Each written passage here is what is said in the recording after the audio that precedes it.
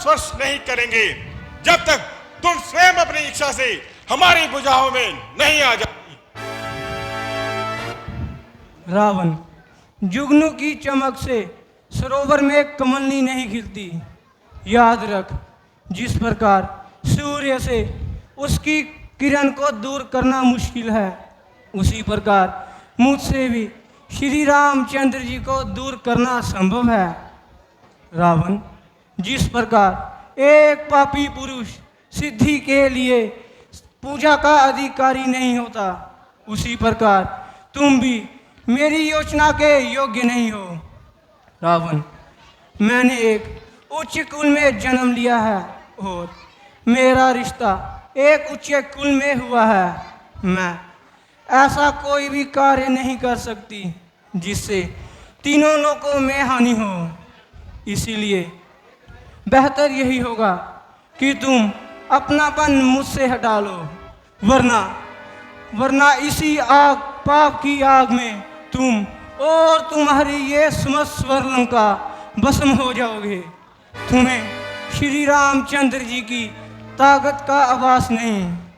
उनकी एक धनुष के ध्वन मात्र से तुम्हारा ये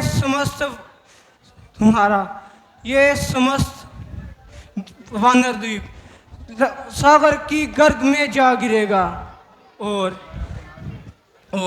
तुम्हारे एक पाप के कारण तुम्हारा ये समस्त राक्षस द्वीप इसका छल में नाश हो जाएगा।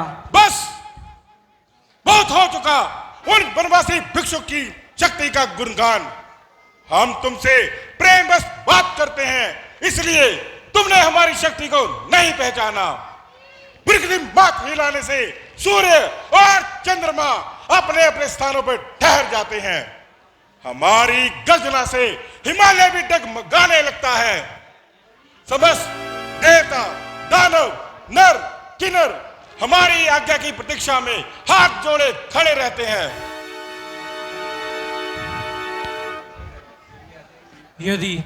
यदि ऐसे ही अपनी वीरता पर गर्व था तो उस दिन छल से मेरे पति और लक्ष्मण को कुटिया से बाहर भेजने का छल ना रचते और पीछे से मेरा हरण ना करते।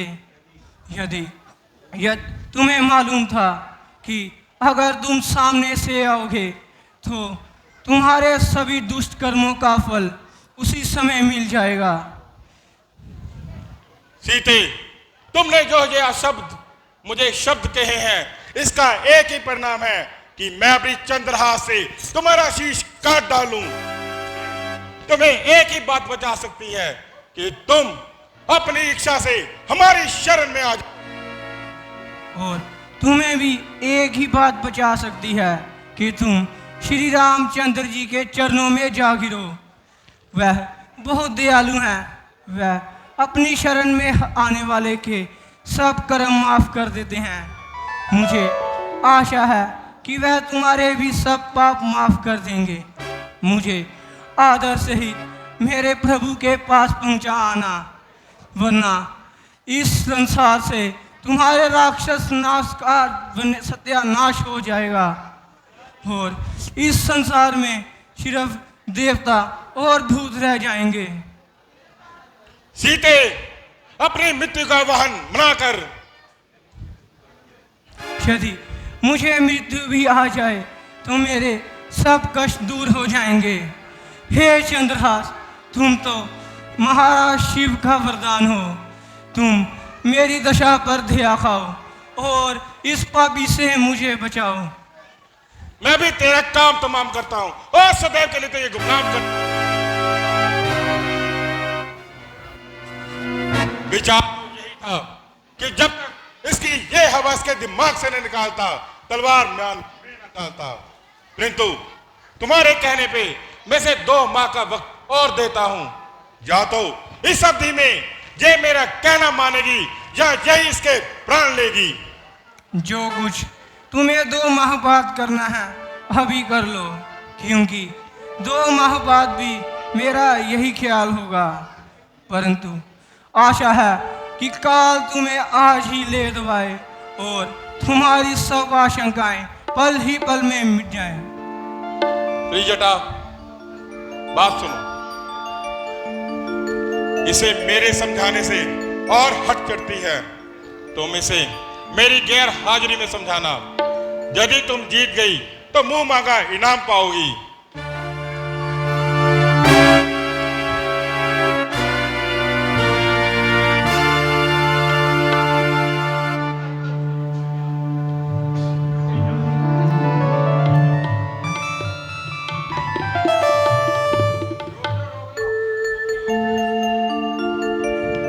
राजमहल में बचपन बीता, ब्याही राजमहल में समय का ऐसा खेल के कोई मेल ना आज और कल का। कौन कहेगा देख इसे ये वही सीता सुकुमारी, टूटी टूटी सब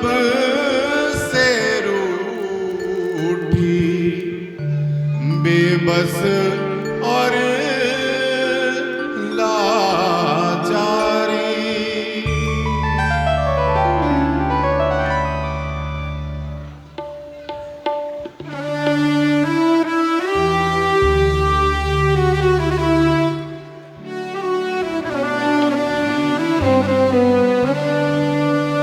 भूल गए राम हमारे, भूल गए क्यों राम हमारे। मुझ दुखिया के एक सहारे, मुझ दुखिया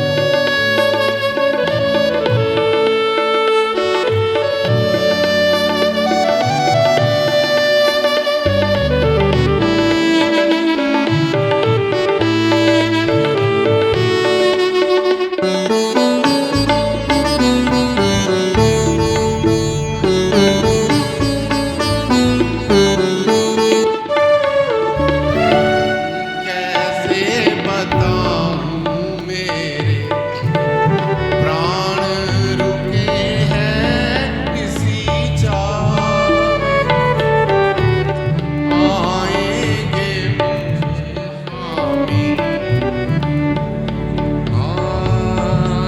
आएंगे मेरे स्वामी नैना बिछाए बैठी राह में तरस गए हैं तरस गए हैं नैन बिचारे भूल गए क्यों राम हमारा भूल गए क्यों राम हमारे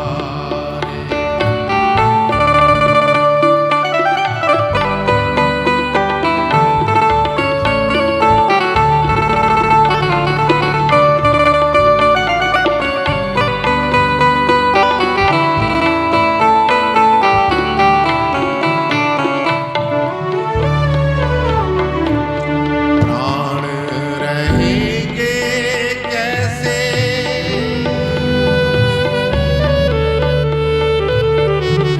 प्राण रहेंगे कैसे तन में हमारे बिना राम के आग लगी है ऐसी जीवन मेरा जो बिना राम के कब से पुकारूं कब से पुकारूं हाथ पसारे भूल गए क्यों राम हमारे भूल गए क्यों राम हमारे मुझ दुखिया के एक सहारे भूल गए क्यों राम हमारे भूल गए क्यों राम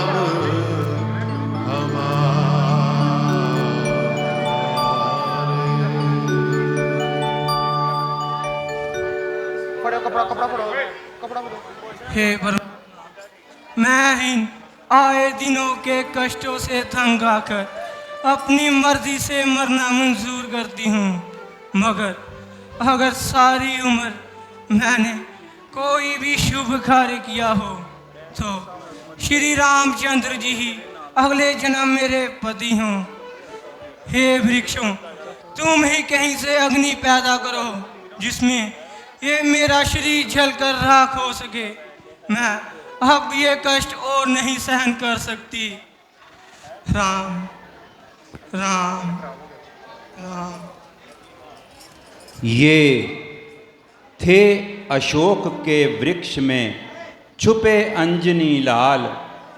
देख जानकी की दशा आया एक ख्याल। वृक्षों तक से कर रही जल अग्नि का सवाल। हो ना जाए इनमें कहीं पैदा सत की ज्वाल।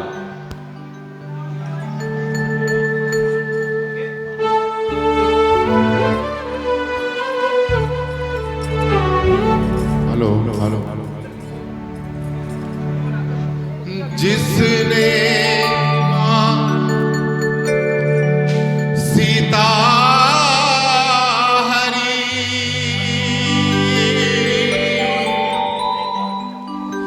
हर लूं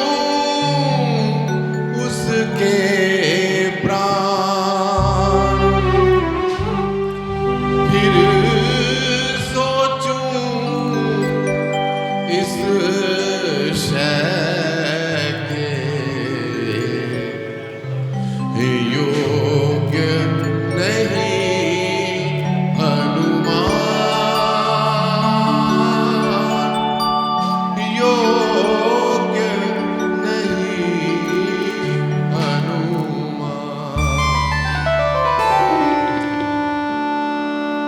राम कहानी सुनो श्री राम कहानी, राम कहानी सुनो श्री राम कहानी।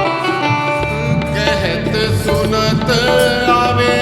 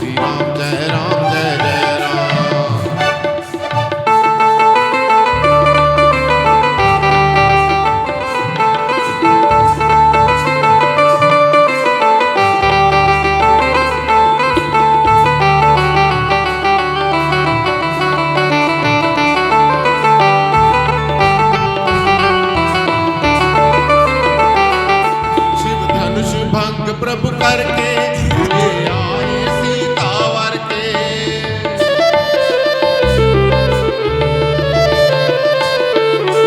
शिव धनुष भंग प्रभु करके ले आए सीतावर के। हर त्याग में बनवासी पितु किया क्या सिर धर के। हर त्याग में बनवासी पितु किया क्या सिर धर के। लखन सियाले संग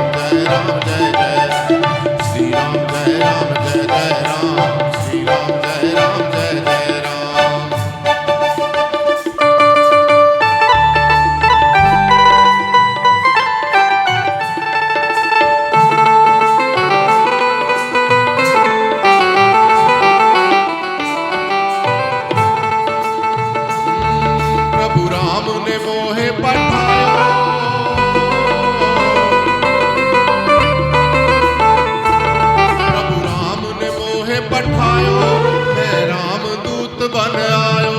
प्रभु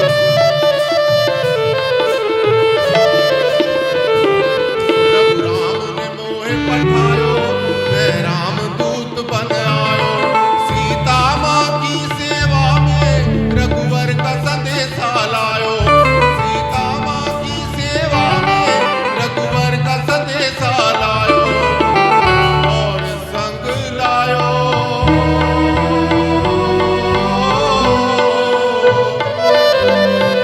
और संग लायो प्रभु मुद्रिका निशानी।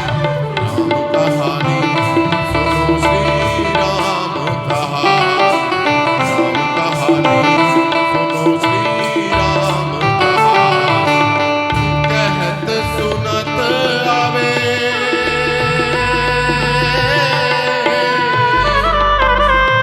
कहत सुनत आवे अखियों में पानी।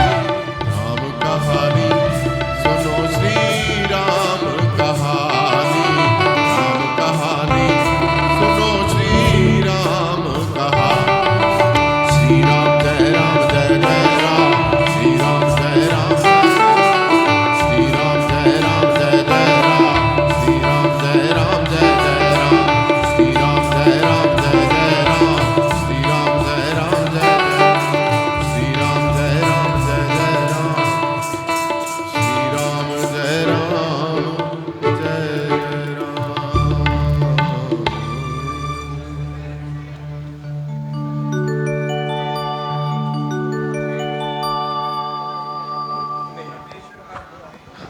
देवी परमेश्वर का नाम ले और जरा धैर्य से काम ले।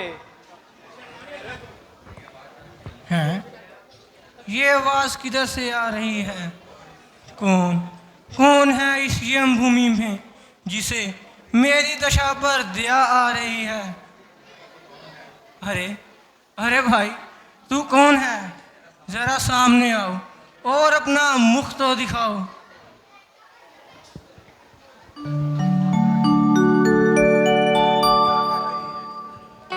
माता जी, ये आप क्या कर रही हैं?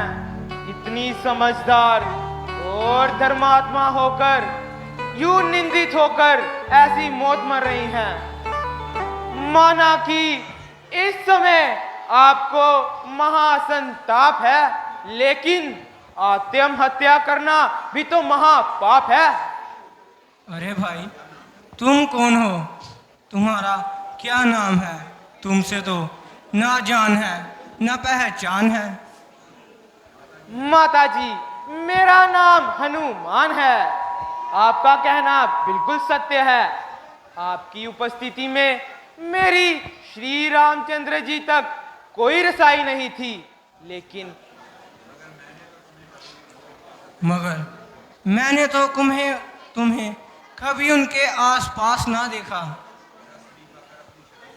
जरा समीप आकर अपनी शक्ल तो दिखाओ। निसंदेह आपका कहना यथार्थ है।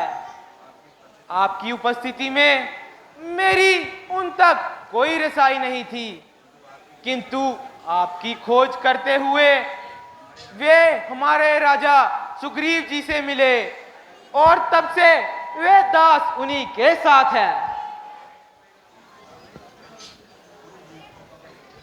दूर दूर, अरे यो कपटात्मा दूर हो। मैंने तुझे जान लिया और अच्छी तरह पहचान लिया। अरे दुष्ट, वह एक समय था जब मैं तेरी बातों में आ गई, मगर तू अब तो मैं मिट्टी को सूंघ कर बता दूंगी कि ये उसी रावण की कर्ग है और तेरी इन सब चालाकियों की मुझे सख्त खबर है। माता जी,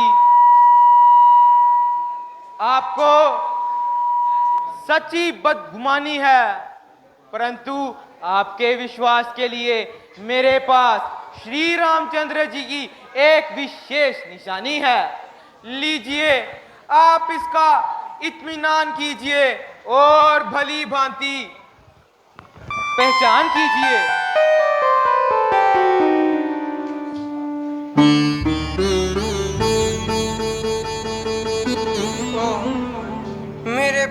प्यारे की अंगूठी। मेरे भाग्य के साथ तू भी मुझसे कुछ ऐसा रूठी। क्या तुझे भी मेरी दशा पर ध्यान आए और इतने समय पश्चात आज शक्ल दिखाई। माता जी, अब इन बातों को जाने दीजिए और मेरी तरफ ध्यान दीजिए। अरे बेटा, माफ करना, मैं अपने ख्यालों में कुछ ऐसी डूबी कि तुमसे बात करना ही भूल गई।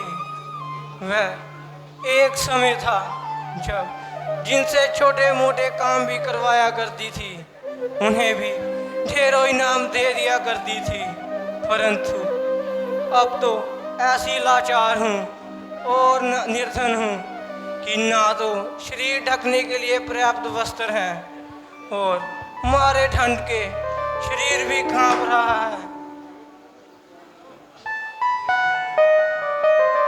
देवी, अब विपत्ति के दिन दूर हो गए। अब यदि कुछ दिन इंतजार कीजिए, अन्यथा इसी क्षण मेरे साथ जाने की तैयारी कीजिए। वानर द्वीप का एक एक बच्चा हथेली पर सिर रखे मरने और मारने को तैयार है। बस माता जी, इतनी कृपा कीजिए और अपनी कोई विशेष निशानी मेरे साथ कीजिए। मैं तो हैरान हूँ, अब तुम्हें बतौर निशानी क्या दूं? सब जेवर तो मैं रास्ते में ही फेंक आई। केवल ये चूड़ामणि साथ बतौर निशानी साथ लाई हूँ। इसे तुम्हारे हवाले करती हूँ और 2 माह तक जीवित रहने का वादा करती हूँ। माता जी, अब ज्यादा वक्त नहीं लगेगा। जा तो कुछ दिन इंतजार कीजिए, अन्यथा मेरे साथ चलने की तैयारी कीजिए। मैं तुम्हारी बहादुरी की मशकूर हूँ, परंतु पराये मर्द के साथ जाने से मजबूर हूँ। बहुत अच्छे माता जी, अब मुझे जाने की आज्ञा दीजिए। परंतु कई दिन से मैंने कुछ नहीं खाया है और भूख ने भी मुझे बहुत सताया है। अगर इस वन से कुछ फल तोड़कर खा लेता और अपनी भूख मिटा लेता। मेरी ओर से तुम्हें हर प्रकार की आज्ञा है, परंतु ध्यान रखना, यहाँ का एक एक राक्षस खूंखार है। माता जी, इनकी तो परवाह नहीं, मुझे केवल आपकी आज्ञा का इंतजार था।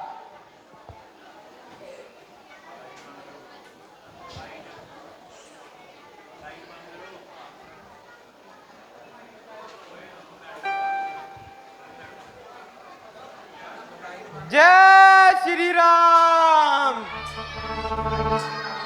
जय श्री राम, जय श्री राम, जय श्री राम, जय श्री राम।